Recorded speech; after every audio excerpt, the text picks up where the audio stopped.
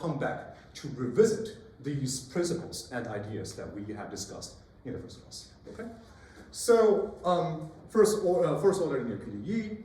Well, as we have discussed last time. Okay, what's the simplest ever PDE that one can imagine?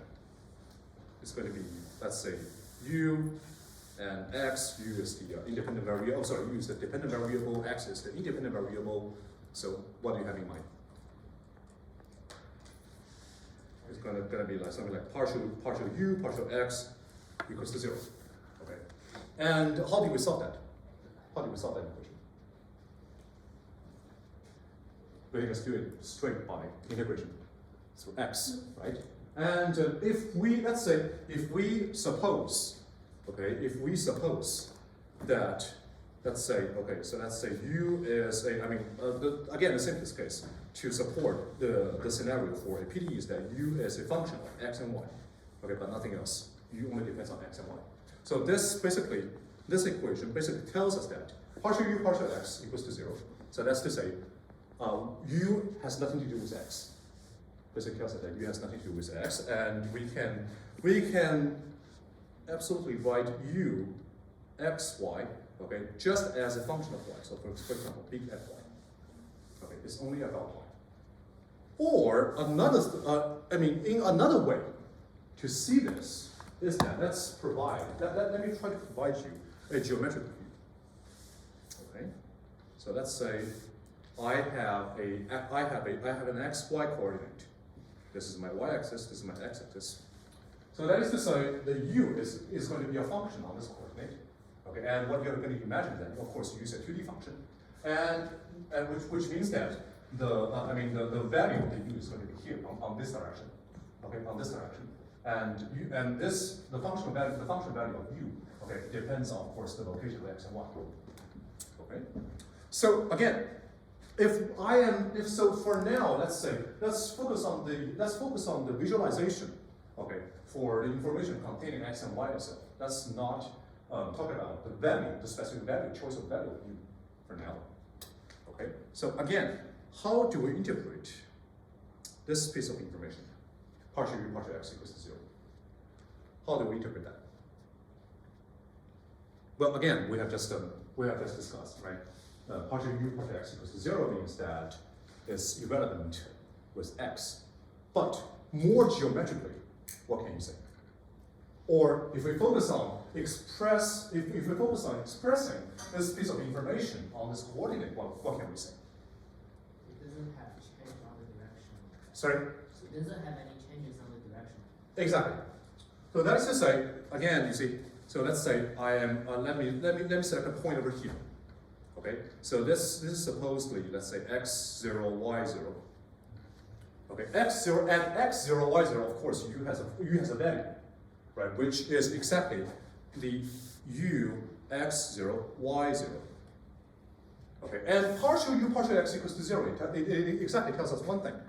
If I move this point, okay, following on the direction, okay, given by X, that's partial U, partial X. Right? If I'm moving this point rightwards, just rightwards, okay, no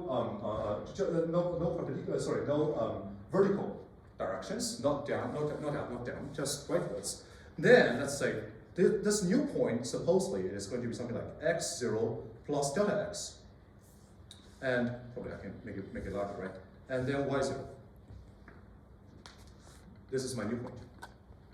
Okay, partial U, partial X equals to 0 tells us that if I'm moving rightwards only, the value of U is not changing at all, right? And this picture will continue to go forever, which means that if I'm moving this point to this place, to this place, to this place, to this place, to this place, as long as I am staying on the same horizontal line, the value of U is not changing at all.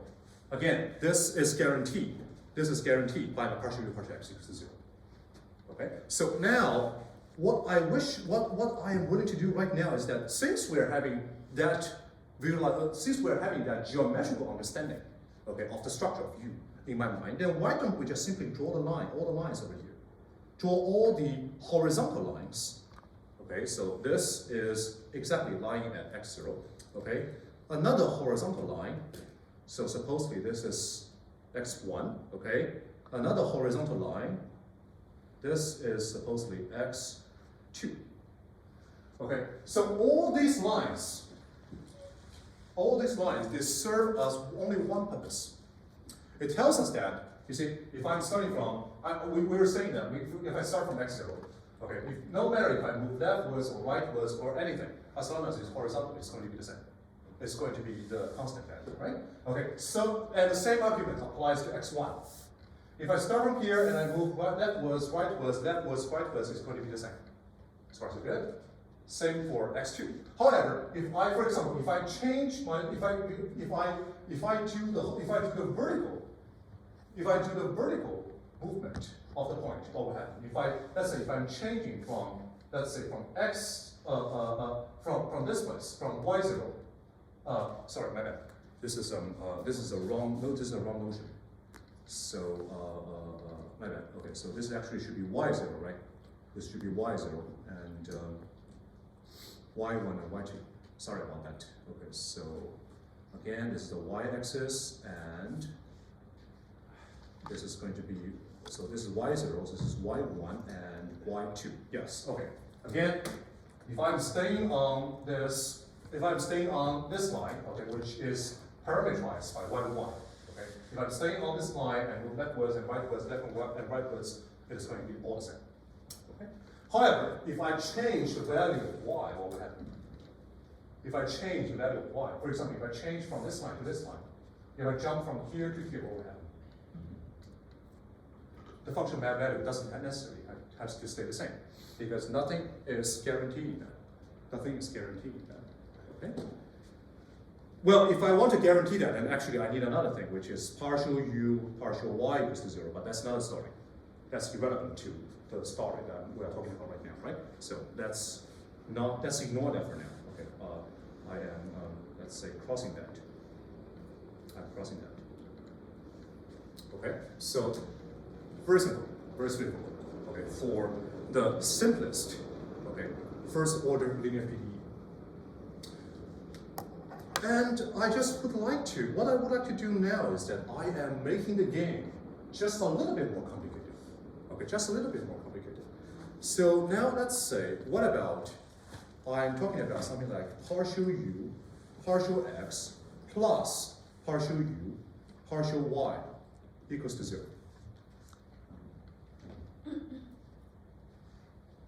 Partial u, partial x, partial u, partial y equals to 0. Again, it is what? It is first order, right? Just examining, right? First of all, it's first order, and then second is linear, it's PDE. So, okay, legitimate to talk about. Okay, so this is my example 1. Example number 1. Partial u, partial x, plus partial u, partial y equals to 0. Okay? Well, since everything is first order and is linear, what does that remind you? If I let's say if I don't look at equals to 0 part, let's say if I'm only looking at partial u, partial x, plus partial u, partial y, what is that? It's still a first order derivative, but just that it's not only to the right. Sorry, it's not only horizontal. Nor is only vertical. Right? On which direction is that partial is that first order partial derivative? It's actually the 45 degree up, right? Okay. It's actually the 45 degree up. So that is to say, this is actually what? Or if we express everything in a more linear algebra fashion, then actually partial u okay, so actually I can continue to write over here, right? Partial u, partial x, partial u, partial y, that can be written, okay, as an inner product of what? Of, first of all, partial u, partial x, and then partial u, partial y, okay? This guy, the inner product between this guy, so with this, which is why I'm writing a transpose over here, and then multiply by 1. I'm just doing a linear, I'm just doing a vector multiplication. Okay, so partial u partial x multiplied by 1 plus partial u partial y multiplied by 1. Okay, so this vector, okay, this vector tells us that it is exactly on this direction that gives our directional first order partial derivative. Okay, so that is to say, okay,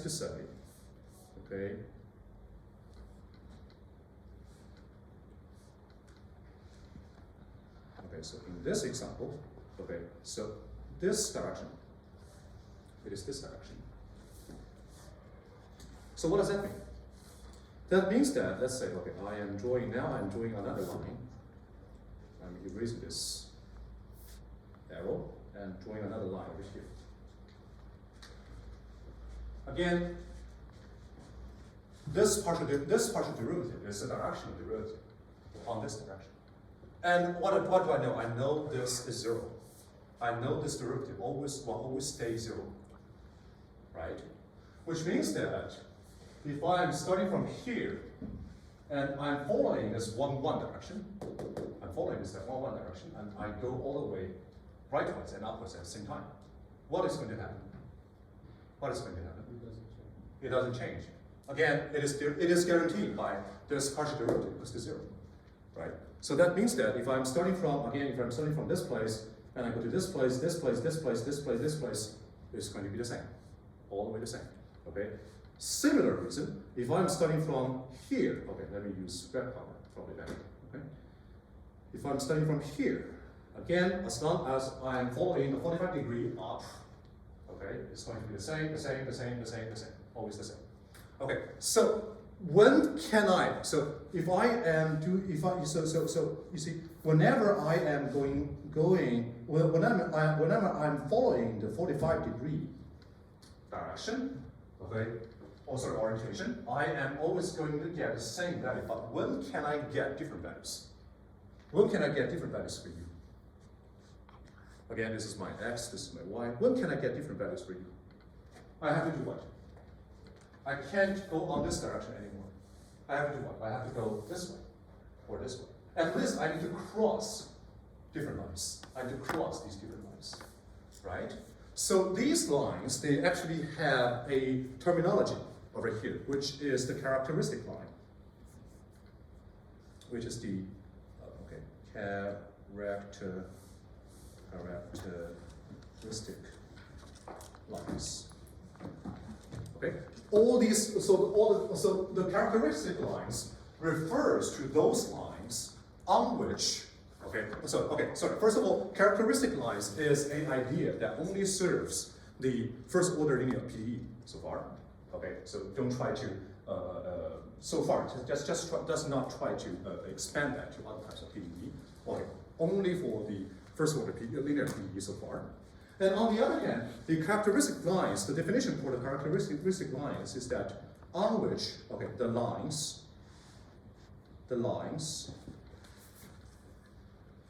on which the value of the function stays invariant.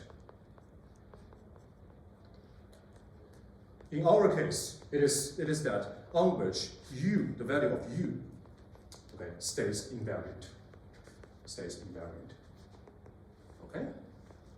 So now let's say, okay, we know that whenever I'm following this line, whenever I'm following the 45-degree lines, okay, the value of the function u will stay invariant. Then how can I express the form of u? How can I express the form? Well, you see, previously when I was doing so, when this characteristic line, when they were horizontal, what do we know? What do we know about the expression of u? So in this case, uxy is actually fy, because it is irrelevant with x. It is irrelevant with x, and the value is only depends on the choice of y. Right? Now, the characteristic lines goes as this. The characteristic line goes as this. So what determines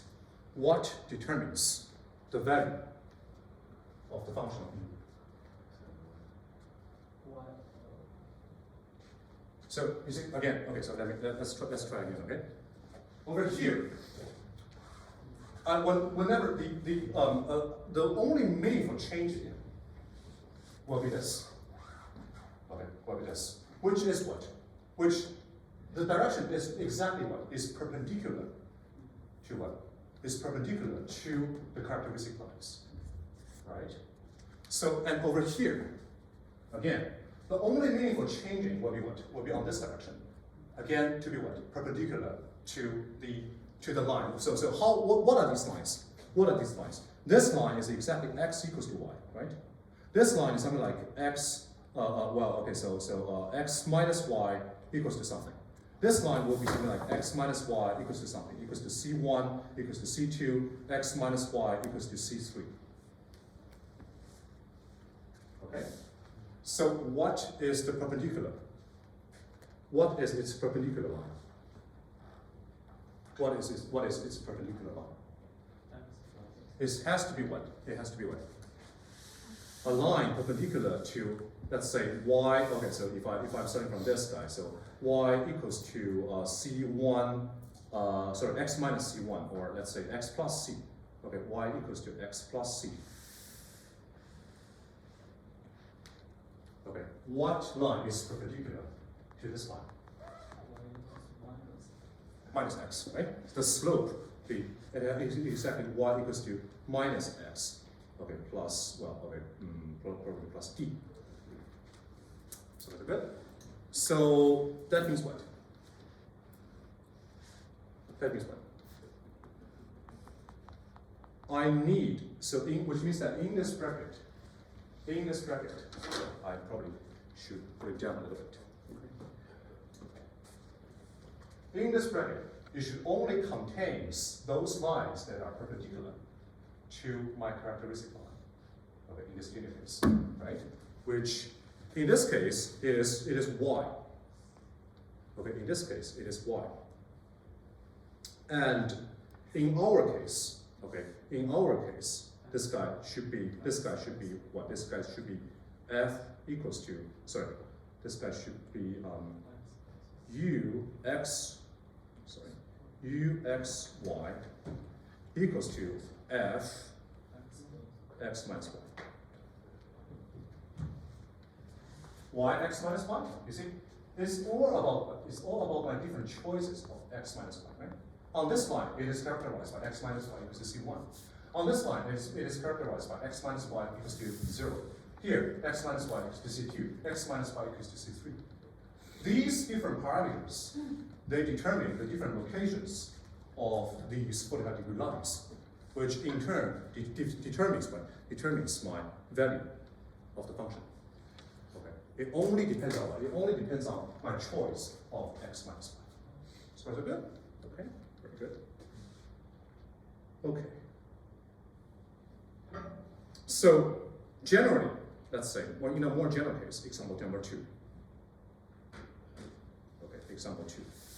Let's say I'm having a partial u, partial x, plus b partial u, partial y, equals to 0. Okay, and for convenience, okay, let's say that both a and b, b doesn't equal to 0. Okay, a multiplied by b doesn't equal to 0. Okay, because what will happen if a equals to 0 or b equals to 0? That will degenerate to the first example that we have discussed, right? So for convenience, let's say both a and b don't equal to 0. Okay. Well, okay. So now you tell me how to proceed. You tell me how to proceed. First of all, okay, characteristic line. So, but first we need to understand partial a partial u partial x plus b partial u partial y is what? Is what kind of what? Is a directional partial derivative. We need to determine which direction it is. Right? We need to determine which direction it is. And this direction will be on what? This will be equals to equals to partial u partial x partial u partial y, okay, transpose multiplied by what? Multiplied by a and b.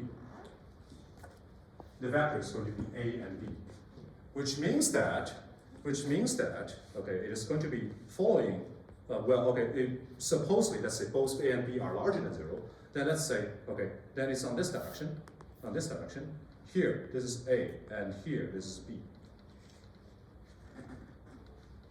So it's good, so it's good.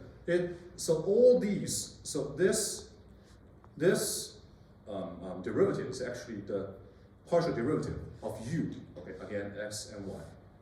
It's the partial derivative of u, only on this direction. Okay? And so what's the next step? What is the next step? If we want to exactly repeat what we have done, what's the next step?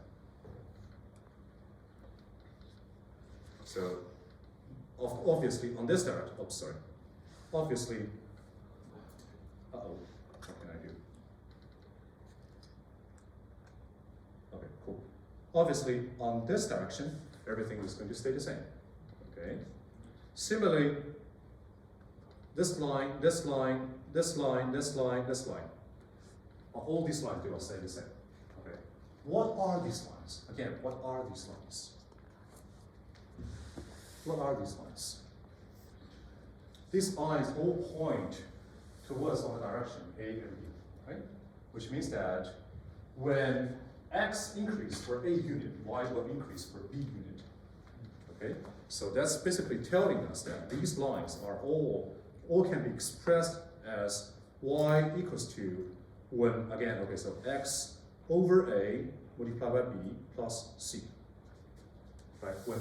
When x, that tells us that when x increase for a unit, okay, here cancels, y will increase for b unit. Okay? So that's good. So all these lines will be something like this. So if I if I, let's say, write it in a simpler way, that's going to be something like bx minus ay, okay, equals to, let's say, c0, because it is going to be a multiplication of this c multiplied by a certain number, but we don't really care. C is an arbitrary. If c is an arbitrary parameter, right? So now you see all these lines, this line, this line, this line, this line, all these lines, they are differentiated by what? They are differentiated by my choice of c0. Whenever I have a different choice of c0, I have a different line. Whenever I have a different line, I have a different value of the function. But whenever I have the same, exactly the same choice of c0, I have the same line, and on the same line, the value of the function u is going to be what? Stay the same, right? Which means that the value, again, the value u, x, y, okay, this guy only depends on what? This guy only depends on my choice of my c0. And my c0 is what? It's actually bx minus a1. So that's good? Okay. Which is actually f bx minus a1. Okay, and this is going to be the solution to what? This is going to be the solution exactly to this. Okay. Whenever I have a partial u partial x plus b partial u partial y equals to 0, then the solution is going to be an arbitrary function, okay, that only depends on my choice of bx minus a1. Okay. Well, okay. Now I have some questions for you. Let's try to revisit the first example that we have done. Okay. So I cannot exactly remember what I exactly said about the choice of the choice of the solution. Fy. I think I was saying that it can be literally anything. It can be literally anything that only depends on y instead of x. Okay. So now here's my question. Can this f be a indifferentiable function? 什么叫 indifferentiable？ 不知道。 So, or let me put it in another way. Okay. does my f have to be a differentiable function with respect to y? Can my f be certain function like, okay, for example, so let's say, because I am talking about, we're talking about an arbitrary function of y, right? Right. So when I'm saying arbitrary, can that really be arbitrary? Or that actually we're having many implicit restrictions to that. So okay, so my question is that, can my function, can this fy, let's say x-axis, so here y-axis and f-axis, fy, okay, can this function be, so for example, something like the step function like this? Can it be like a step function like this? Which means that here, for example, below y1, okay, below y1, all of the u, x, y below y1, okay, for example, 0. But all the u, x, y above this y1 becomes 1.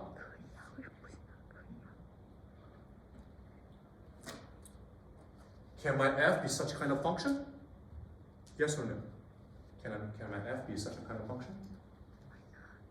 Is there anyone who thinks that's yes? Raise your hand. Okay. Anyone who thinks that's no? Raise your hand. Okay. And there are abstains. There are abstaining rights. Right. Okay. So the answer, let me put it this way. In this class, okay, we won't challenge you, okay, with like the differentiability of functions. But in this specific question, I think yes, f can literally be anything. Because of what? Because as long, you see, because originally, what did I ask for? I was asking for that partial u partial x equals to 0, right?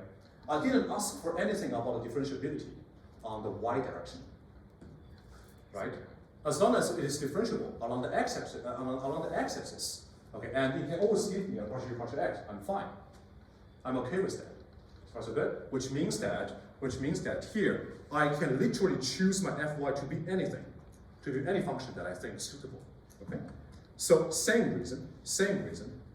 Over here, when uxy equals to f bx minus ay, so here, as long as what? As long as the function is differentiable on this direction, right? As long as the function is differentiable on this direction, that's enough. I don't need the function is differentiable on this direction, although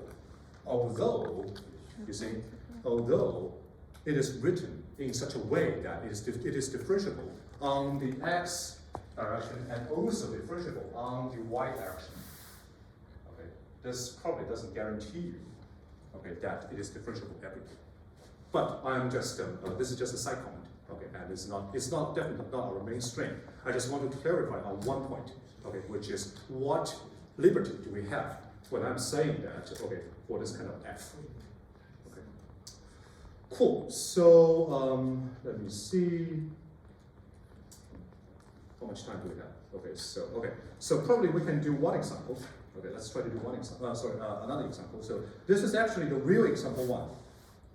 Okay, let's call this guy to be example 1 prime, example 2 prime, and this example 1 because it is the example on the book. Okay, so again we're looking into a PDE that's 4ux minus 3uy equals to 0. Okay. However, we are having a so-called auxiliary condition.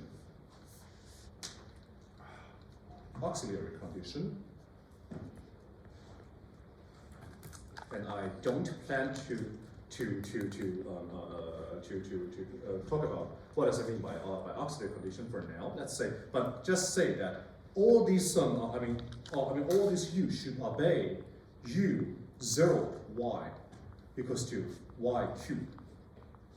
Okay, so can you please solve that quickly? Yes, go ahead. I have a question for the example 2. We Yes. derive a solution. You mean 2 prime? Okay. Yeah, we derive a solution. Is actually A or B equals to 0 included in this solution? Yeah. Well, I just said that b doesn't equals to 0. AB doesn't equals to 0 for now, right? But well, so you were saying what? You were saying when A equals to 0, when B equals to 0, right? Then what you're going to see that is that indeed you're right. Indeed. Then let's say A equals to 0. When A equals to 0, which means that it is partial u partial y equals to 0. So is only a function about x. When b is 0, okay, it's only a function about y. Okay, this is all these things that we are already saying. But what will happen when both a and b are 0? Well, that's literally nothing. That's literally that, we're just saying that 0 equals to 0, so that it doesn't give you anything. And the solution, of course, can also be anything. As a then I'm thinking about, for like, if A or B both equal to 0. You get 0 equals to 0. Well, what do you mean by 0 equals to 0? That means that we don't I mean we don't get any information from this question. Right? You're stating something that's universally true. Right, okay. Because we need to always need to solve the problem, okay, based on some effective information. But if that information is fake or if that information is ineffective, just get rid of that. Okay, cool. So again, the real example number 1. Okay. So again, if you have any questions, interrupt me at any time. Okay, he's ready. So example number 1: 4ux minus 3uy equals to 0. Okay, and this is I have a so-called auxiliary condition. Okay, that tells you that all the legitimate solutions should satisfy that u0y equals to y cubed. Can you please give me the solution to this equation? And why don't we spend a couple of minutes on that, okay, to try to solve such kind of questions independently.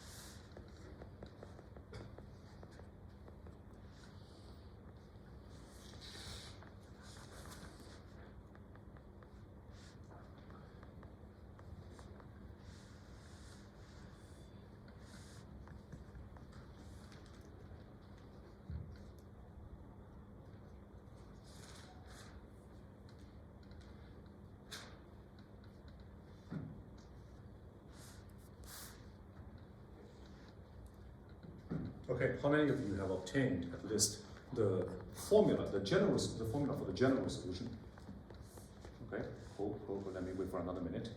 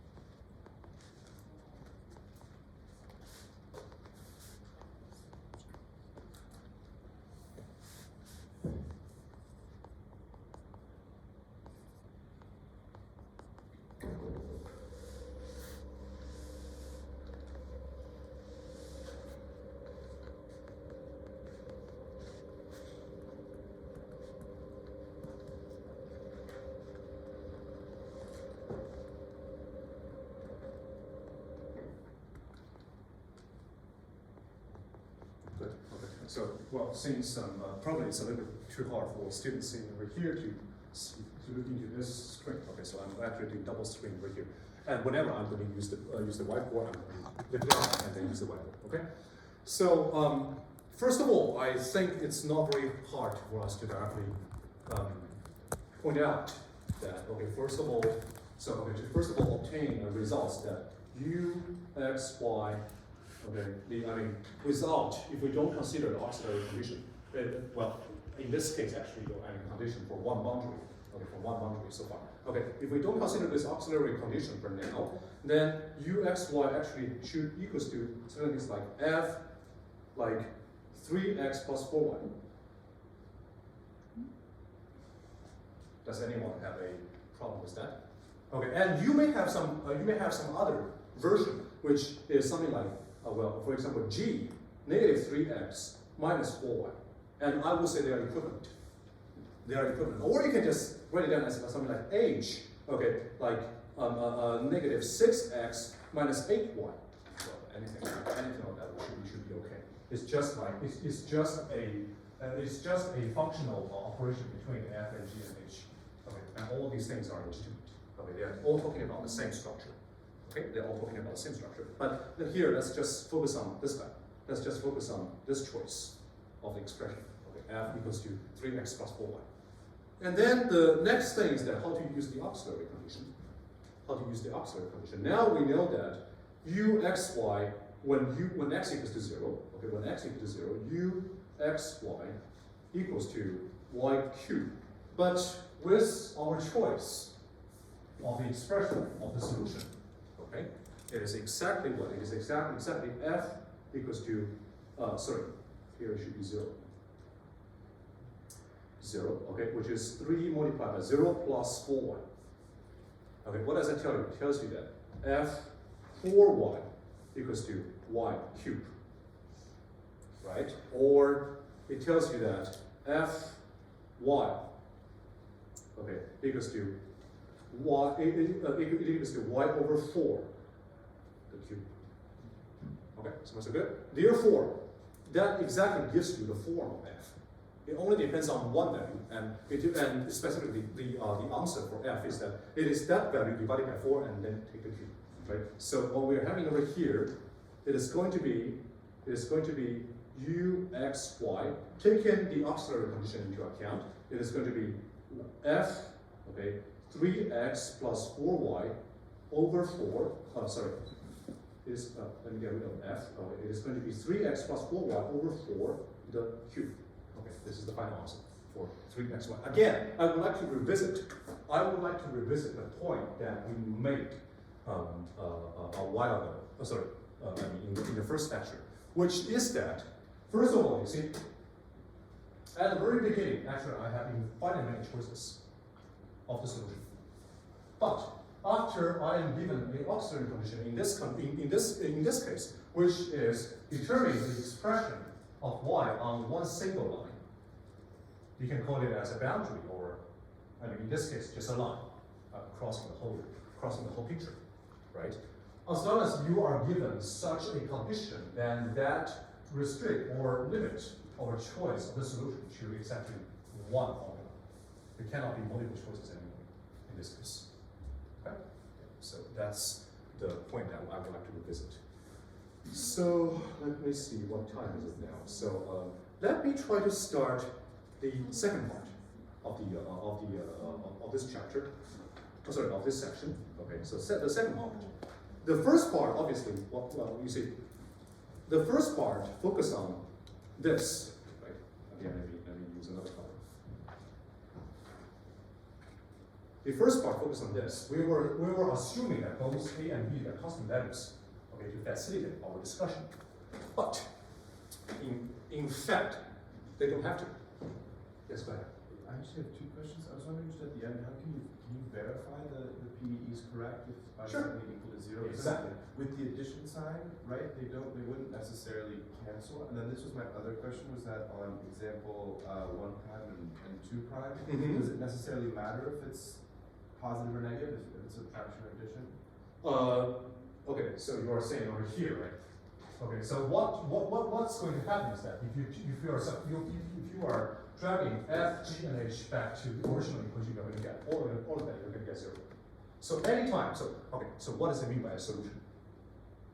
A solution is something that tells you that if you drag the solution back to the original equation, you're going to get 0. You're going to get left-hand side equals to right-hand side. That's the solution. So that makes f a legitimate expression of solution. G, H, they're also legitimate expression of solution. It doesn't matter. Okay? And they are actually equivalent. They're actually equivalent because here I know that f x equals to g negative x. Okay, or here, that's something like gx equals to h2x. Okay, that's basically your choice of the specific form of the function. And you are also right that as long as we are having a specific solution, okay, then actually, if you are, okay, so as a beginner in PDE, actually one good habit for us is that we can always try to drag it back to the original equation to check if that is true. Okay, that's also a very useful trick, okay, in examination, okay, or when you're doing your homework. Okay, yeah, thank you for raising that point. I think that's very valuable because my point of view is probably no more a view from a beginner, and so that's actually very important for you to start.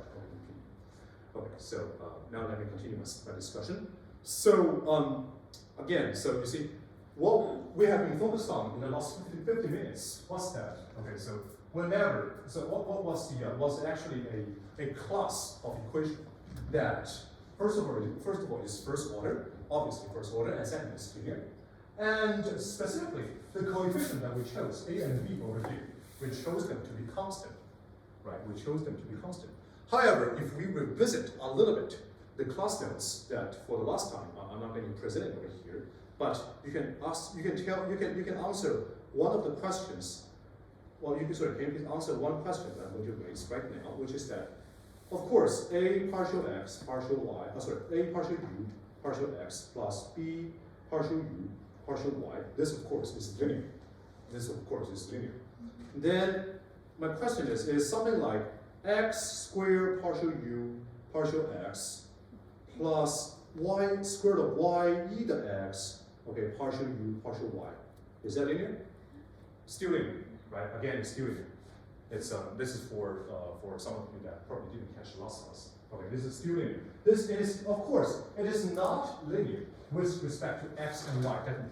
But here, when we are talking about PDE, okay, we are always talking about the linearity with respect to, first of all, the dependent variable, okay, not to x, not to y, the dependent variable and their derivatives. Okay, so it is indeed linear with respect to the derivatives, okay, partial u, partial x, partial u, partial y. Of course, it's non-linear with respect to the independent variables, but that doesn't count. Okay, that doesn't count. So, a very natural question is that if you are facing certain kind of equation like this, how do we solve it? And our old trick seems to be doesn't play anymore because, well, because of what? Because this seems not a directional derivative anymore, right? Okay, so in order to deal with that kind of questions, okay, in a systematic fashion, let's again come back to a very simple example, which is, let's say, okay, so example 3 prime, okay, example 3 prime, 3x, oh, sorry, sorry, okay, thanks, I didn't do anything wrong, okay, so ux plus y, uy, equals to 0. Okay, ux plus y, uy equals to 0. Compare to, and I would like you to compare to the example that we've gone through, ux plus uy. Oops. Ux plus uy equals to 0. Okay. There's actually only one difference, which is that the coefficient for uy now change from 1 to 1. That's the only difference that we get. Okay. Then one can't help thinking, well, this is just a tiny change. Can I just try to modify my old trick a little bit and try to apply it to my new question? This is very natural fitting, right? This is very natural fitting. And the fortunate thing is that it does work over here. Okay, it does work over here. But this is, I'm saying that it's fortunate because generally, okay, in mathematics, generally that kind of thing doesn't work. Okay, but in this case, it does work. Okay, so you see, again, let's try to revisit what we do, right? So you see, again, ux plus uy, it equals to what? It equals to ux, uy, okay, transpose, multiply by 1, 1, right? If I would like to do exactly the same thing over here for my new question, Then actually it's here, ux plus uy, sorry, plus yuy. Okay, uy multiplied by y. It exactly equals to ux uy transpose multiplied by 1 y. Multiplied by 1 y. You see, indeed, ux plus yuy, it is not in the form of a directional derivative, okay, in any sense. However, if let's say, let's just suppose, okay, let's just suppose that y is a constant for them. Let's just suppose if y is a constant, then actually it directly solves our question, right? If y is constant, then we can just bring back our old skill and then just solve the equation directly. Okay. So what does that mean? That means that it tells us that when y is a constant, okay, when y is a constant, this guy is still what? This guy is still a directional derivative. Okay, it is still a directional derivative. That means that, okay, that means that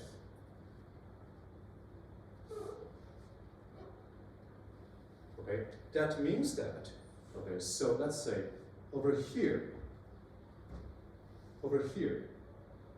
let's say, okay, let's say if I'm having that, if I'm having a,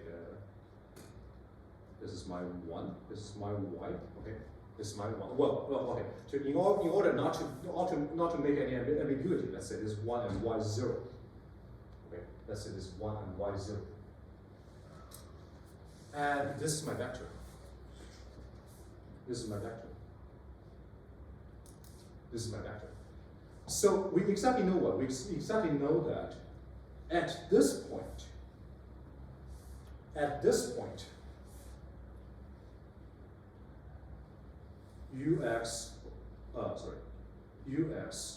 plus uy, y0 multiplied by uy, okay, equals to 0, exactly at this point. And at this point only, right, at this point only. At what point? At the point of 1, y0. This is true, indeed true at 1, y0. Okay. So that means what? That means that at this point, let me use another color.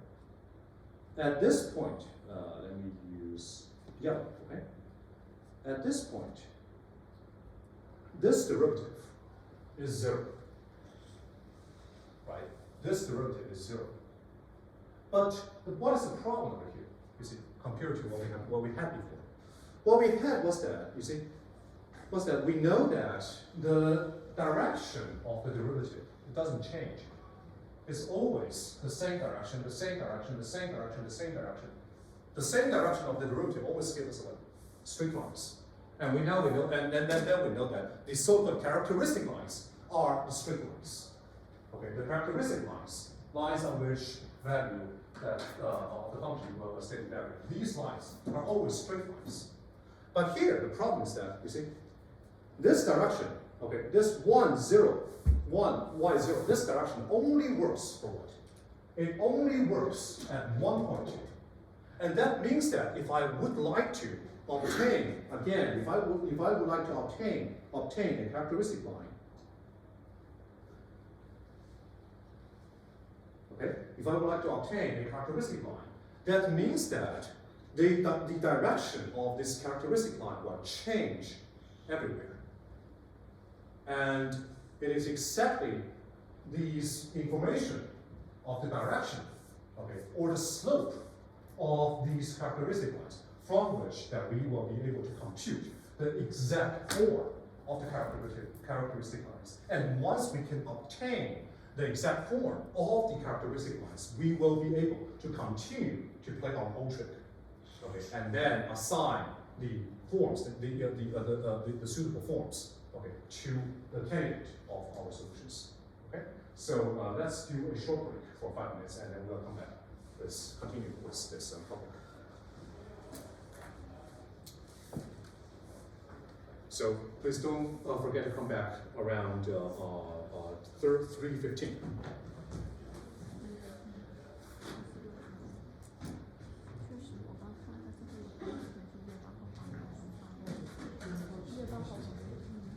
Yes. Is there any specific difference if I change the theory? Yes. Yes. You mean constant? What if I? Okay, so that's a very good question. And the next thing is that what if I change that constant to a, let's say, an arbitrary function that depends on x and y? I'm thinking the first step. Yes, this is indeed the first step. Well, if you can still remember that last time, okay, so probably we can try to use the. Okay, if I can use this board. So you're asking something like, let's say, based on a partial x plus b partial u partial y, let's say equals to f x y. We're talking about something like this. Oh, yeah. Right. Okay. So first of all, the left hand side can be expressed as a, let's say L again. L and my plus my L is actually my a partial partial x and plus b partial y, right? Okay. Again, this is a linear operator and it serves as a matrix. It serves as a matrix in the linear algebra. So the original version is that equals to 0.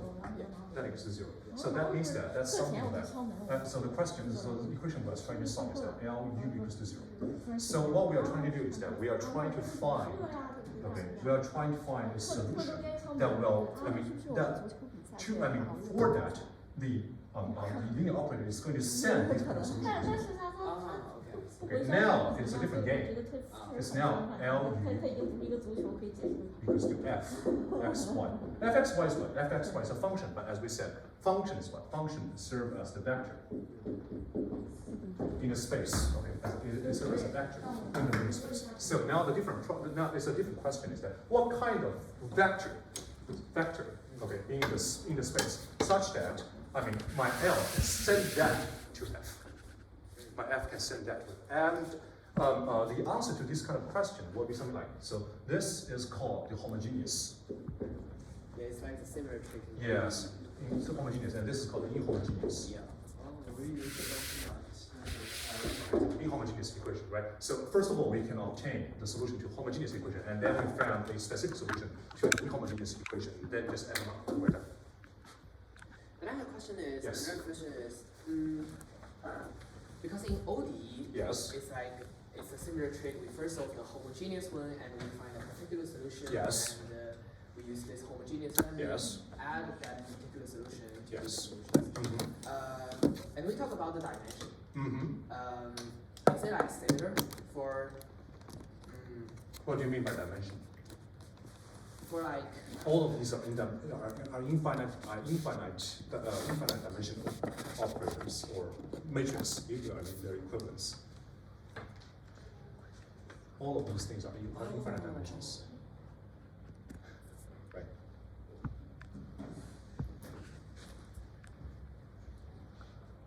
If you're curious, then okay, so something that we can talk about is probably the dimension of its kernel.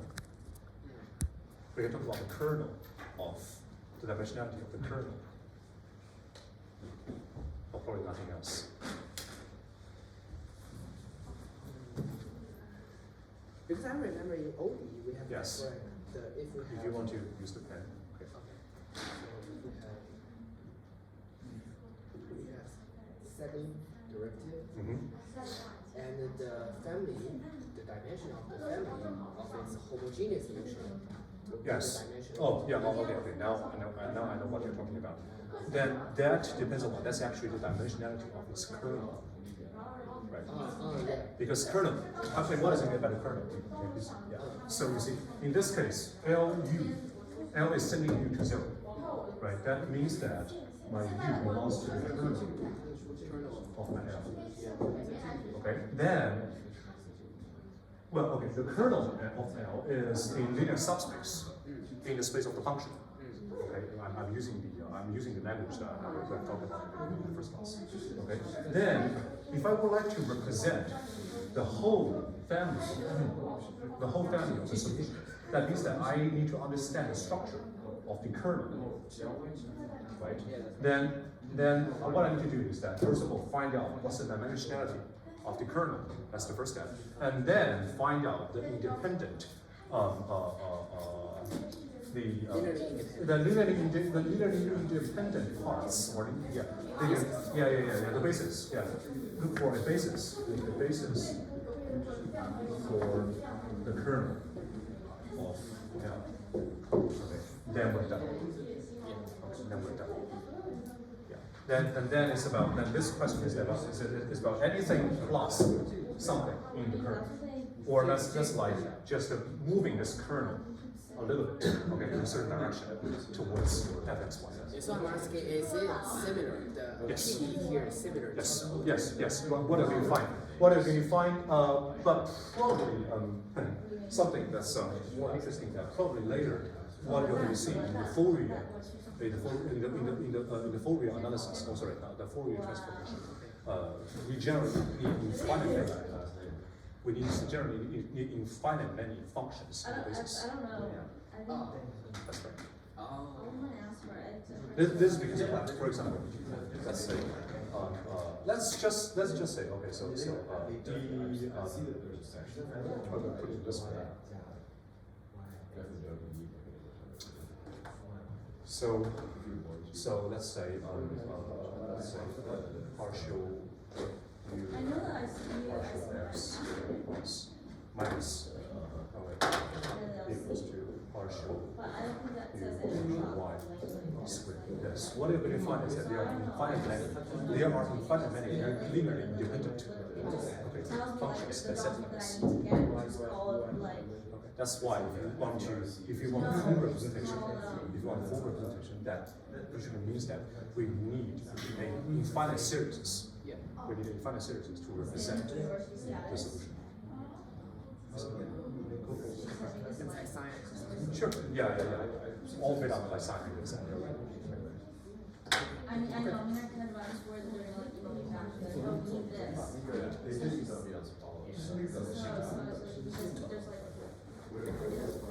Tell me. So let's continue our discussion. Okay, let's continue our discussion about this question. And again, we are getting back from before the break. So partial us plus y uy equals to 0.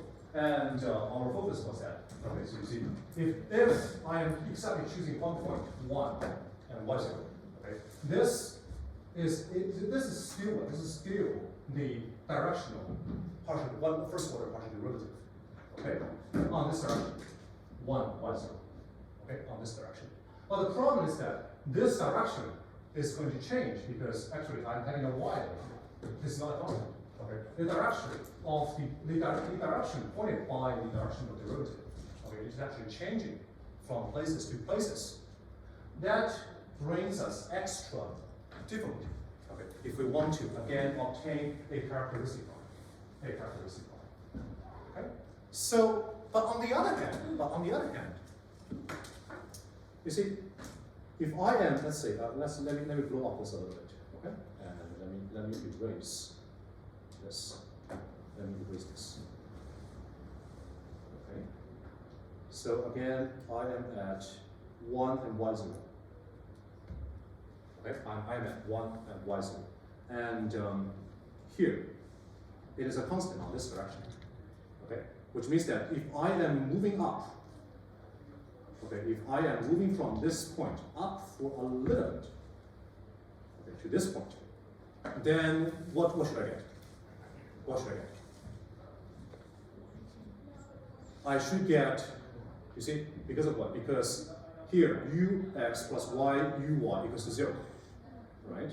So again, at 1 y0, if I move up, if I follow the direction, if I follow this direction, which is determined exactly given by 1 y0, if I follow this direction and move up for just a little bit, I mean, this little bit is actually infinitely small. Okay, but move on a little bit. Actually, I should have exactly that. I should have exactly the same u. This is because of what? This is because the directional derivative of u on this direction is 0, right? Then after I come to this new place, after I come to this new place, you see, this becomes something like, let's say 1 plus delta x, okay? And this becomes like y0, let's say y0 multiplied by 1 plus delta x. Okay, y0 plus 1 plus delta x. Then what is the new, at this point, what is the new direction I should go? If I want to make my function value of u stay the same, what's the new direction that I need to go? What is the new direction?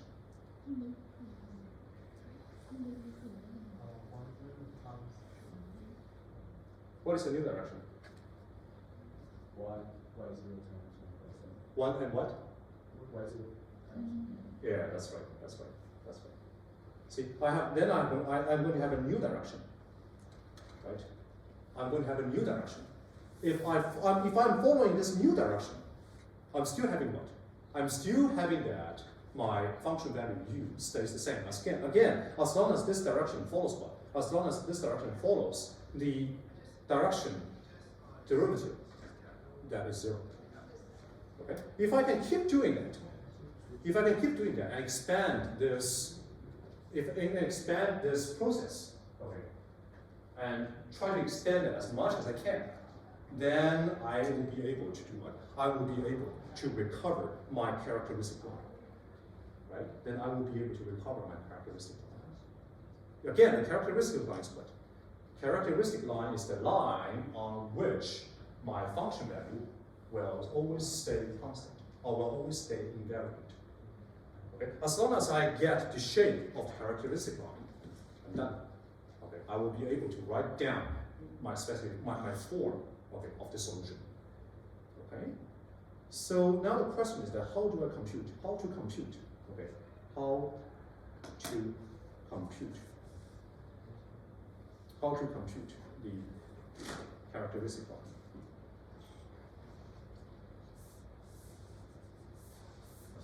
Question. How do I compute the characteristic line? Actually, we got some spirit here. Right?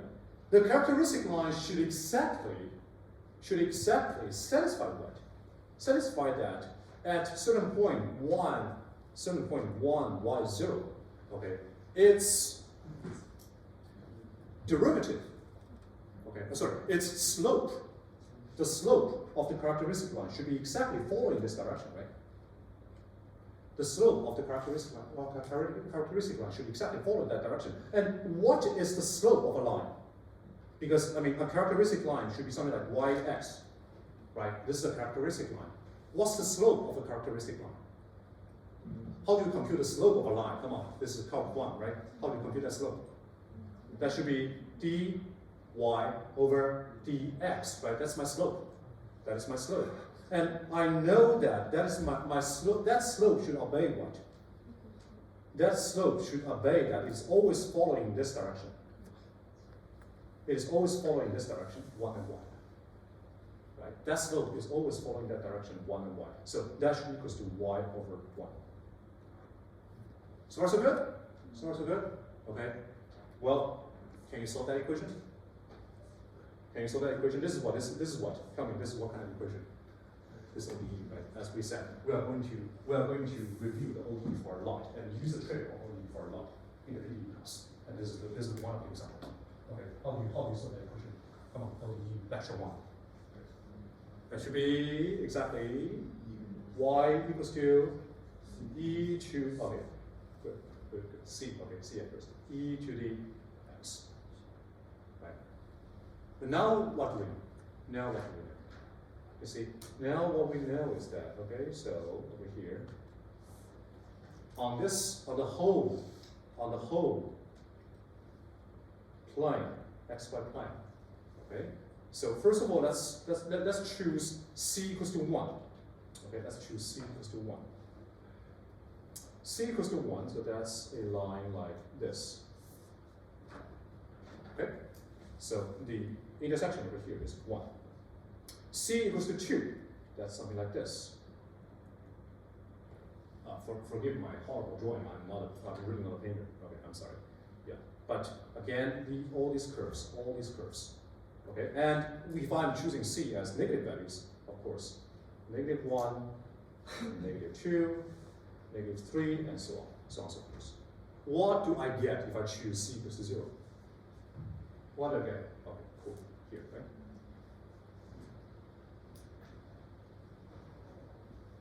It is exactly the x-axis. So what does that tell me? What does that tell me? What does that tell me? That tells me that if us, you see, before what we did, what did we do? What we did was that, okay, so if I'm following these lines, these straight lines, right? If I'm following these straight lines, my functional value of k, oh sorry, my functional value of u will stay always the same. Okay. Now everything, all the story is the same, but just that now it's no more straight. As long as I'm following these new characteristic lines, which are given by y equals to c either x, okay, my function value of u will stay the same. Okay, so again, u is a constant on this line, u is another constant on this line, u is a constant on this line, u is a constant on this line, and this line. Again, if I wish to change my function value of u, what should I do? If I would like to change the function value of u, what should I do? I should go this way. Right, I should go like this. Crossing all these lines. Okay. Crossing all these characteristic lines. So, you see, now what I know is that, again, y equals to cx, that's my characteristic line, right? That's my characteristic line. So, my characteristic line is actually parameterized by what? Again, by my choice of c. Different c give me different characteristic lines. So, that means that my u, x, y, okay, is a function that only depends on what? That only depends on my choice of c, right? That only depends on my choice of c. And what is c? C exactly equals to what? Exactly equals to, for example, y multiplied by e to the negative x. If I'm dividing e to the x from both sides, right? So equals to f e to the negative x y. Okay? So far so good? So far so good? So let's try to summarize what we have done. Let's try to summarize what we have done. Okay, so again, example 3 prime. First of all, ux plus yuy equals to 0. This is not a directional derivative, okay, because it simply it contains an extra y. But if we, let's say, do it, if we still try to do it, okay, in the sense of the directional partial derivative, then it is still less, let's say, ux, uy transpose multiplied by 1 and 1, which means that this, if I'm assigning specific values to my y, okay, this is still directional partial derivative, first order partial derivative. Then that means that, okay, on this graph, on this xy plane, okay, x and y, okay, on this xy plane, as long as I am, for example, at this point, I am following the direction given by the 1, y0, okay, my function value will stay the same. Okay? If I can keep doing that, then my function value will always stay the same. How do I keep following the direction 1, y? Okay, that means that the slope of the characteristic line will always be given by the vector 1, y. Right? Here, let me write it down. Let me write it down in words, okay? Here, that means that the slope of CL, okay, which stands for characteristic line, okay? The slope of CL should always follow, okay? Should always follow 1, y. Okay? The slope of the characteristic line should always follow 1, y, which exactly brings us then dy over dx, which is the slope, equals to y over 1, okay, which is the slope given by the vector 1, y. And solving this ordinary differential equation will give us a solution y equals to c e to x, which means that all these different characteristic lines, okay, they are only determined by my choice of c. My choice of different c will give all this family of different lines, which means that when I'm having my different C, that means that my value of C will determine my value for U, right? Which means that U is a function of F in the negative x. Okay, cool. So to consolidate our understanding, let's try to move to another example. This is the real example. Okay, this is the example 3.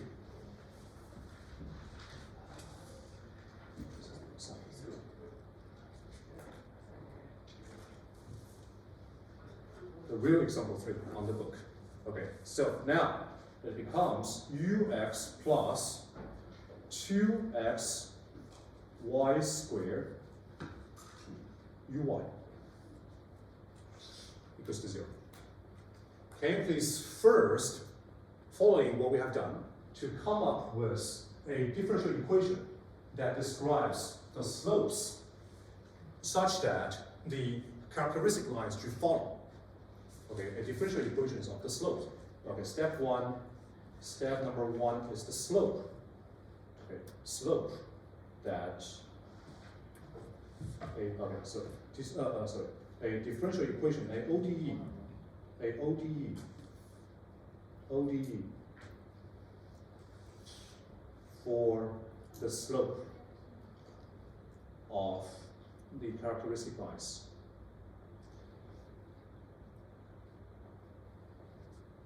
Okay, and step 2 is going to be solve the ODE. And step 3 is that after we have solved the ODE, we get the shape of the characteristic lines. Then we'll be able to write down the answer. U, X, Y equals to F something. Okay. Let's spend a few minutes on it.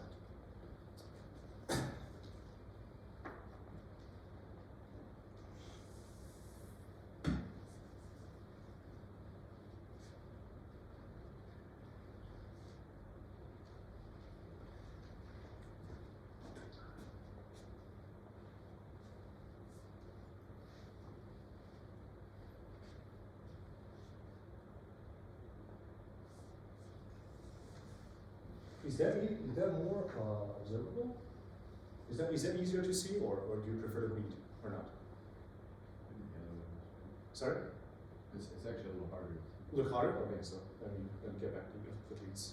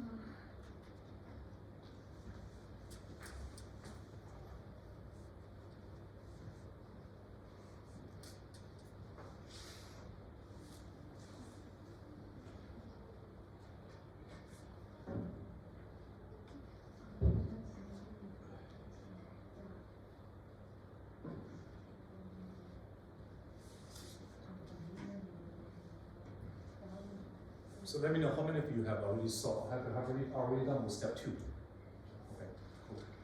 Let's wait for another 1 minute.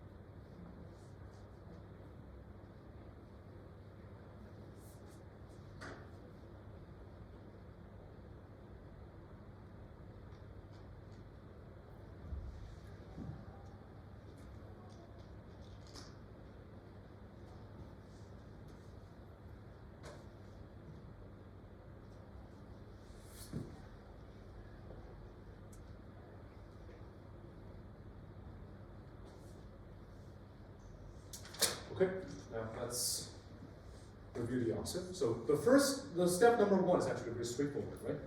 So again, what's the direction that we should follow? What is the direction that we should follow for this slope? That's actually 1 and what? 2xy squared, right? And that will give us something like dy over dx, which is exactly the slope of the curve that I considered, the characteristic lines, which should equals to 2xy squared, right? That should equals to 2xy squared. And well, the next step is going to be the separation of variables, right? So what we're going to get is dy over 2y squared equals to 2x dx. Okay, that's something like the left-hand side is going to be something like well, negative. So if I'm going to integrate the both sides, then the left-hand side is going the left-hand side is going to become something like so negative 1 over y equals to x squared plus c. Right, so that's good. So finally, let me go back to black. So finally, that tells us that all this curve should exactly satisfy that x squared plus 1 over y equals to c. Okay, again, what determines the choice of the curve? It's my c. It's my c, right? Okay, the choice of the curve is my c. The choice is that. Sorry, I'm used to pointing backwards. Okay, it's the c. Okay, it's the c that determines my choice. Okay, for the curve.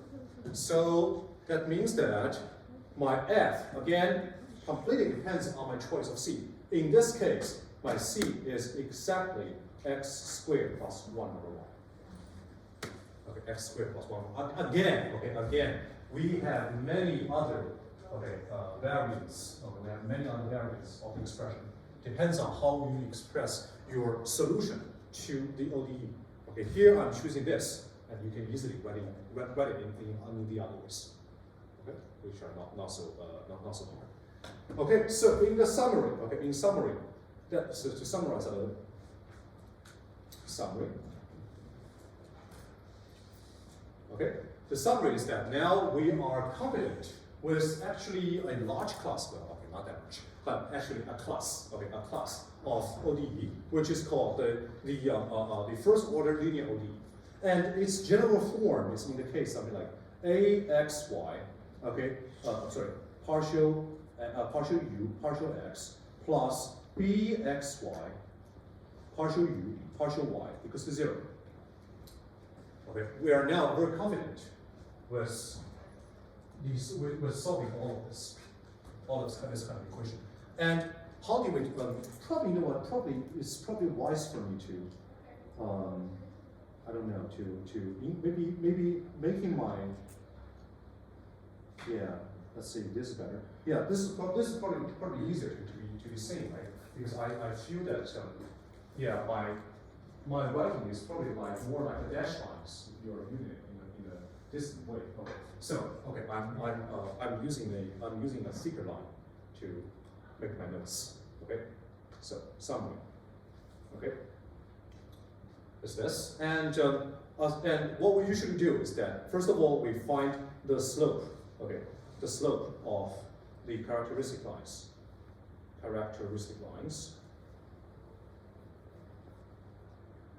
Okay, the slope of the characteristic lines, which should exactly be dy over dx equals to bxy over axy. Okay, and then it's going to solve it.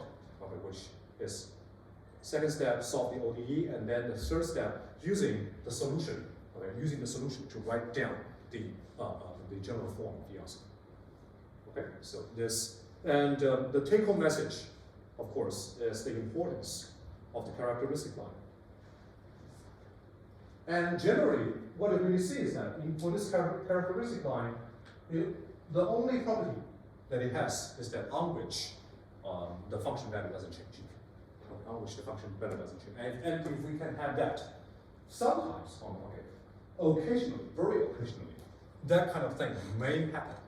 Okay, we might be fortunate that that kind of thing may happen for other types of PDEs. And if that happens, okay, do you celebrate for yourself? Because this is not usual. This is not usual. That we are really having a line on which all the things stay the same. Okay, but it's not all the functions have such properties. Not all the functions have such properties. Okay, cool. So this is everything about 1.2, and very good. We are having more than half an hour left. So first of all, I would like to ask: is there any questions for the things that we have talked about? Any confusions? No. Last chance. Go ahead. Yeah. For AXY and BXY, Yes. do we here need continuity? Good question. So, that's actually a very good question. The answer is that, you see, here, what do we need over here? We need, first of all, we need to compute dy over dx, right? We need to compute dy over dx. And dy over dx, that equals to something like bxy over axy, right? So, that normally give us some constraints. Which is some of them is that, okay, so first of all, at least my dx, so dy over dx should exist. First of all, my dy over dx should exist. Otherwise, I won't be able to solve that kind of differential equation. Okay, that's the first thing. But on the other hand, nobody tells you that a characteristic line has to be differentiable. Nobody tells you that a characteristic line has to be differentiable, right? And in that case, I think that's when that would happen, exactly happen, when you are saying that, for example, let's say my A is continuous everywhere, but my B is not. My B is probably not continuous as on this. And that what is going to happen is that, of course, that is going to bring in discontinuities in my B over A, right? But I might still be able to solve my ODE. Okay, for example, I mean on the left side and on the right side of the discontinuities separately. That means that I will be still able to solve. Still able to solve the form of the characteristic lines. Okay, if I could do that, if I could still do that, then I still could use the similar methods. Okay, to solve this equation. It's just that this equation, the partial u part, my u doesn't have to be differentiable everywhere. It doesn't have to be completely differentiable everywhere. Okay. Cool. But again, so let me stress again, this class doesn't challenge you, okay, on the very analysis stuff. Okay, we focus more on the understanding and the computation. Okay, and of course, when the rigorous mathematics analysis comes in, it comes in. But okay, the continuity and the differentiability stuff, okay, we will always assume that it exists. It's going to be there. Okay, and there are actually very special cases when we are proceeding to chapter 3 or chapter 4, when we are looking into something like the solution to the Poisson equation. Okay, in, for example, 2-dimensional or 3-dimensional cases, that what we see is that it's not necessarily true that the solution is differentiable everywhere. But that case is very special. These cases are very special, and you don't have to worry about that until we mention this. Okay, so that's good. Any other questions? Good. Okay, so now we are moving towards 1.3.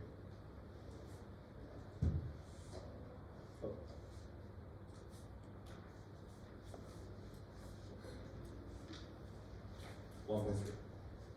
The flows, vibrations, and diffusions. Okay, and we will be only focusing on the first one, which is the simple transport. Example 1.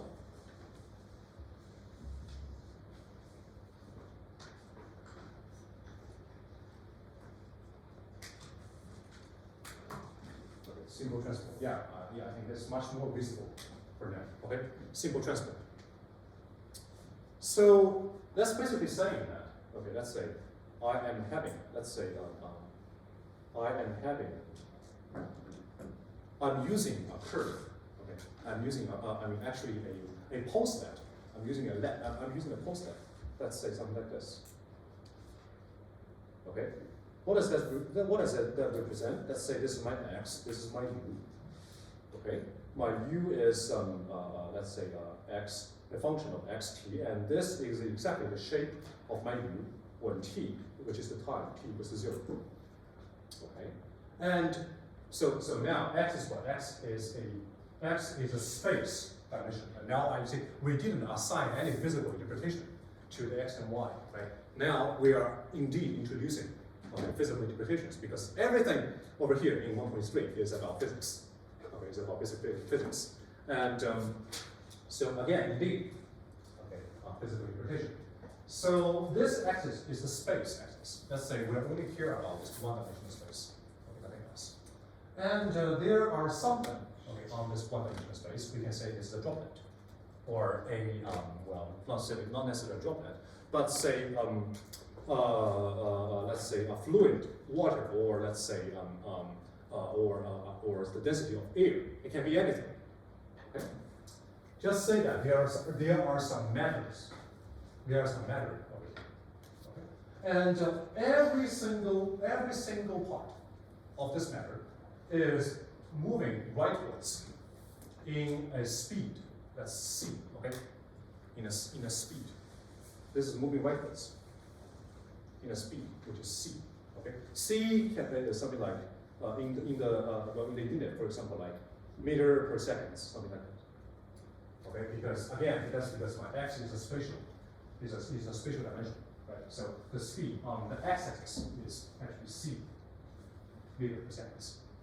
So now the question is that we would like to derive the partial differential equation describing how u, because you see I'm using exactly u to describe the shape of the mass, right? And when time is changing, this shape of the mass is actually transferring to the right place, right? Transferring to the right place. So that means that my u is also going to change. My u is also going to change. Okay, it's always going rightwards.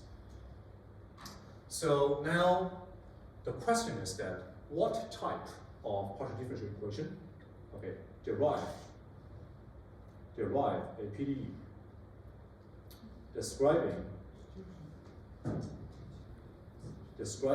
okay u x okay moving rightwards.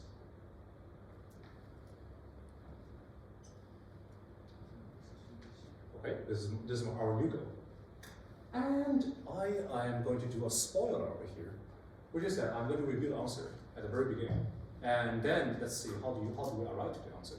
I'm going to review the answer right now because that actually has a very very dramatic effect, which is that I'm going to say it is exactly ux plus ut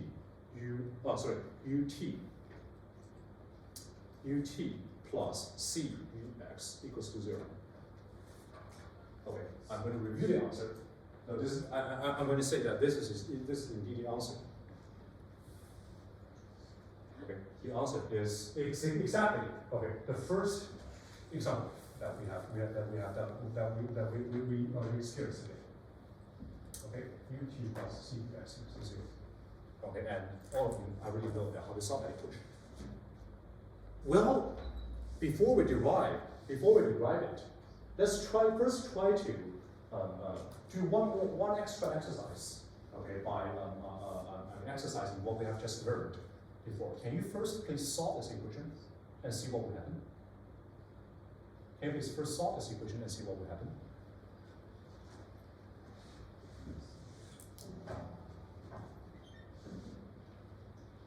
So for the matter of time, let's try to do it together, okay?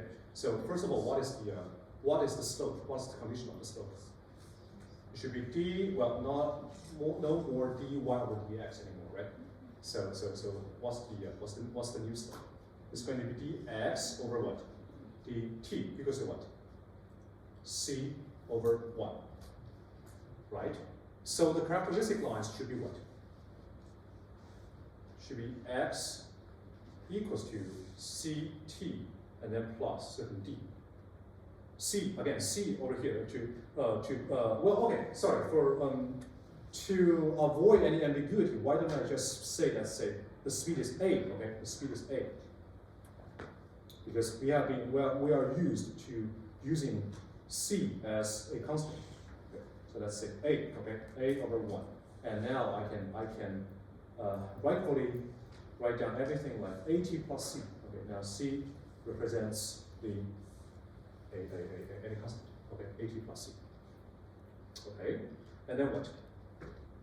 What's the form of our final answer? Our UTX is what? Okay, it's actually my FC. Okay, that's my FC. And in this case, my FC is what? It's actually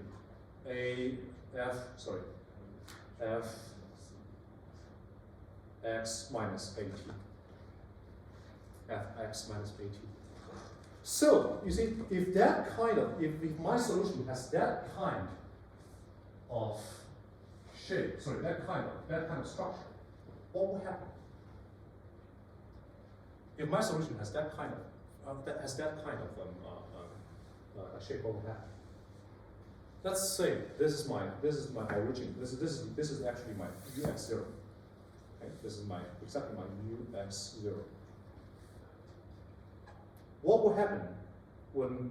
What will happen to ux1? I mean, please forget anything about the physical setup, and let's try to derive just from the form of the solution, right? Because of what our starting point were this formula, were this PDE, and so far we didn't know anything. We haven't verified anything about the physical interpretation of this PDE. We're just trying to solve a PDE, a first order linear PDE, as we have done all the time in this class, right? And what I'm asking you to do is that from the mathematical analysis, let's try to derive what would happen to this solution when I'm changing my t. What will happen to it? Move right. Sorry? Move right. Why is it moving rightwards? How did you arrive to that X conclusion? has to increase. Sorry? X has to increase. X has to increase to do what? For X minus 18. Okay, so that means what? That means that, you see, if my originally, what will happen when t equals to 0? Then actually my UTX actually equals to fx. Okay? So which means that this shape, this is my fx. This, which exactly this. Okay, this is my fx. Now, my t goes from 0 to 1. What happens? Now this becomes x minus a. So if I need the same, again, remember, let's try to recall the spirit of the characteristic line.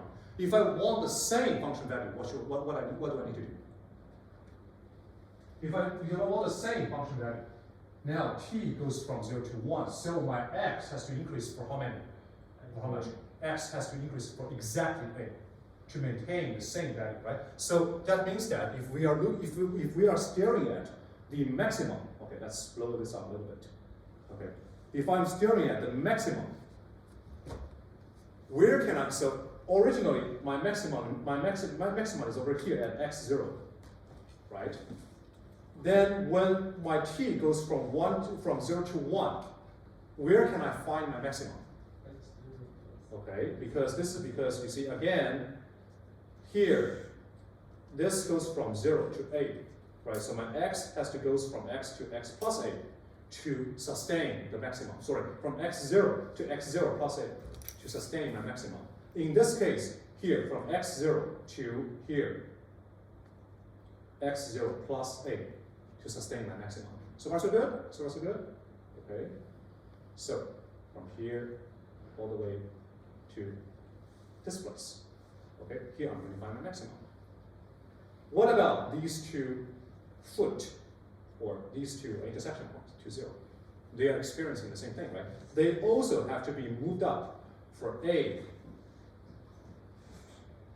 okay, to obtain the same value. So it's the similar stories applies to all other points. Okay, similar stories applies to all other points, okay, on this curve. So, which means that it's going to be something like this. again, I apologize for my drawing. They should be identical, but they are not that identical. Okay, but they should be identical to each other. These two things. Okay, they should be identical to each other. Well, what will happen when when I go from u? So when I go from 0 to 1 now to 2, what will happen? Let's go from this place. The whole thing will go to this place. Right? Indeed, you see, this indeed satisfies our need. Indeed, this satisfies our need for the simple transport. Right? It is indeed simple transport. The shape, all of the shapes stay exactly the same. Right? All of the shapes should stay exactly the same. It's just going rightwards and rightwards and rightwards and rightwards. Well, here we are doing that because you see here we are assuming that a is larger than 0. What will happen if a is smaller than 0? Now you see, in order to obtain the maximum, I need the x0 plus a, but it's just that a is becoming smaller than 0. So the x0 plus a is actually over here. Right? So now the speed is negative. So which means that the location of the pole step will become more and more and more and more and more and more to the negative side. So good. What will happen if a equals to 0? It doesn't change. Why it doesn't change? Why it doesn't change? Let's go back to the original equation. Ut equals to 0. What's the physical interpretation for ut equals to 0? Okay. U, no matter what it is, okay, its derivative on time is 0, so it's invariant on time. So good? Okay, so that's the physical interpretation. But there's still one piece missing for this puzzle, which is that we would like to derive this equation, okay, completely independently, okay, from the mathematical interpretation. Now, because what we have been doing was the mathematical side. Okay, now let's say from the physics side. How do I interpret? How do I deduce this equation from the physics side? Okay, so let's say this shape. Let's say I'm okay. So this is a droplet. Indeed, this is a droplet, right? And let me try to do an integration. Let me try to do an integration such that what I'm going to integrate is to integrate from, let's say, from well, not the book tells you to integrate from 0, but I don't like that. So let's do something like say from okay. Well, okay, probably 0 is a good idea. 0 to b. Okay, I'm integrate from u x t dx. Okay.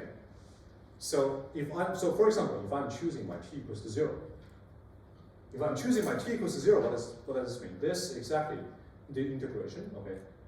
This is exactly the integration from, let's say, from 0 to, for example, well, suppose b is over here. Okay, suppose b is over here. Okay, then this is exactly the integration of all the mass. Okay, of all the mass from 0 to b. Okay, and okay, that supposedly is m. Okay, that supposedly is m. You see, now what we're doing is to derive this equation from the need of physics, from the side of physics. Okay, and since we're now talking about things from the side of physics, so now we can say that our goal is to obtain certain equation that can help us to transport things from one place to another. Okay, so that tells me that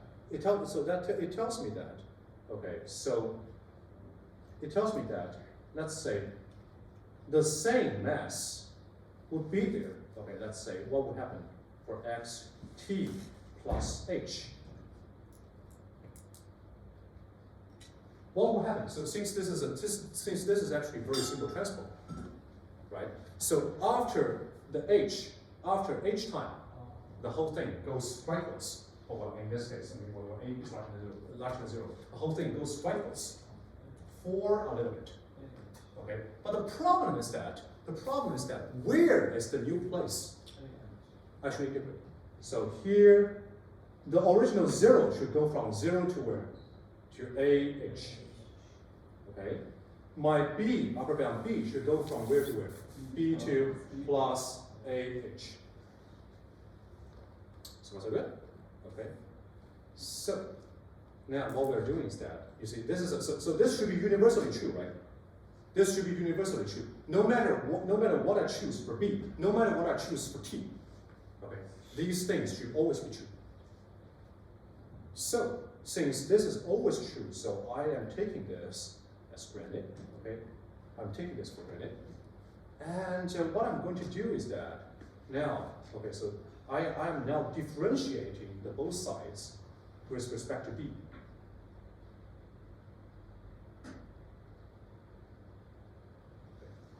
With respect to B. Again, that is because of what? Why can I do such kind of differentiation? That's because the transport, okay, the transport of this square, of this rectangle, okay, that's a transport. And if I'm looking at this rectangle, it's still a transport.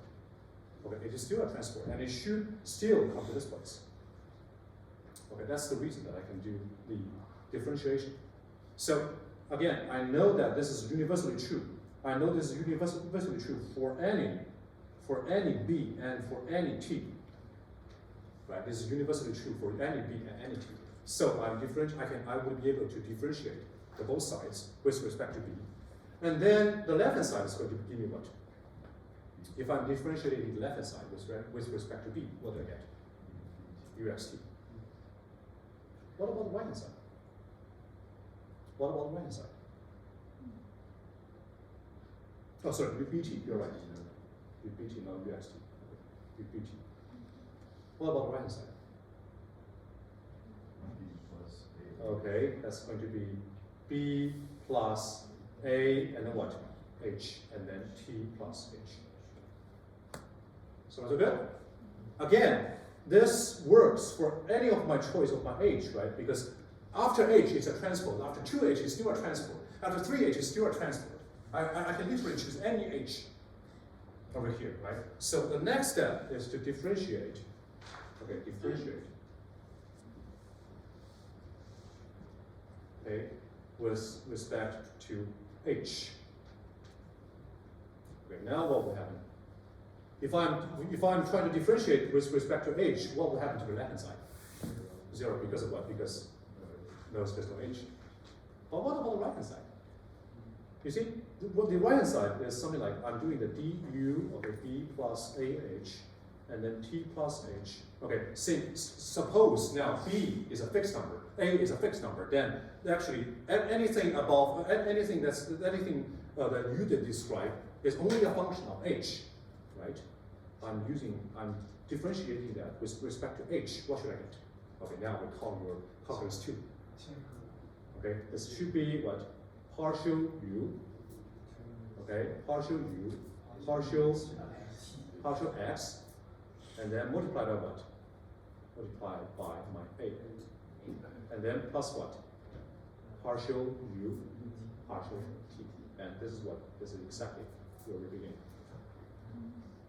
So is it good? This is exactly where we begin. Okay? And cool. Yeah, so that's probably about it. And we're still having about 10 minutes left for today. And however, I would like to stop here. And so first of all, let's see if we have any questions. Let's see if we have any questions about any point of the materials that we made today. Okay. If there is no question, then I don't know. Probably we can. Yeah, this is late afternoon. I suppose everyone is sleepy, so we can stop here. And then I am going back to my office. So if you'd like to have some discussion, the office hour will be effective from now and to probably 5:15, 5:10 or 5:15.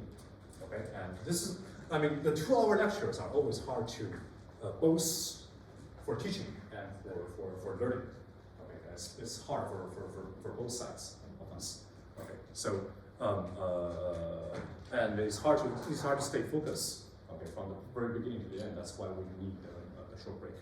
Okay, and if possible, this is actually a little bit faster than I thought at the very beginning.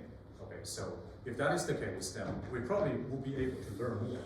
Okay, and make this course to be more interesting and rewarding at the end of the semester. Okay, so thank you everyone for coming. I will see you in the next week.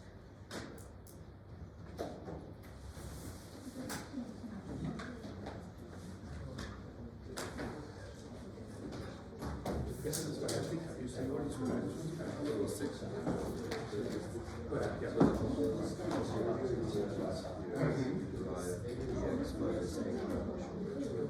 It's not necessarily minus, right? Yeah. It doesn't. Yeah. It's just because X plus Y. That's right. Yeah, and as you go with X plus Y. Yes. But my other question was actually with the variable coefficient equation. Like this, right? So you have all of the Characteristic yes, they don't have a intercept, right? That's a very good question. Okay, so question number one. What would happen? What does it mean?